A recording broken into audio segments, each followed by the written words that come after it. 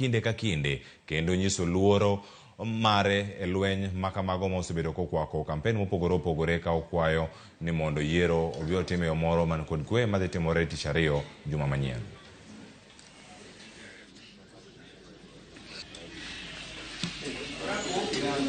It is evidential yesterday night when a person known to the public who works in the office of Sia County Women Representative Madam Christine Ombaka mobilized some youths known for him and promised to give them 1,000 shillings in order to plaque posters, stroke flags, and banners of Engineer Nicholas Gumbo and George Washington Omondi Mulwan all over Sia Township Ward and Alego Usonga constituency. In conclusion, we all know that all those barbaric acts are against election rules and regulation.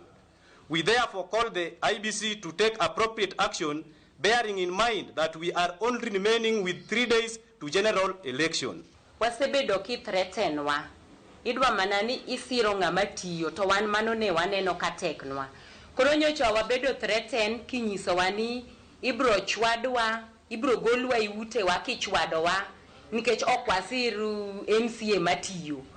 Koro wan kaka joma mine waneno ka ngima waluor nikech kibuoga to gi family na tawinjo ka gino omaka. Kwani ano koripo ber nasiro ng'ama dwaro.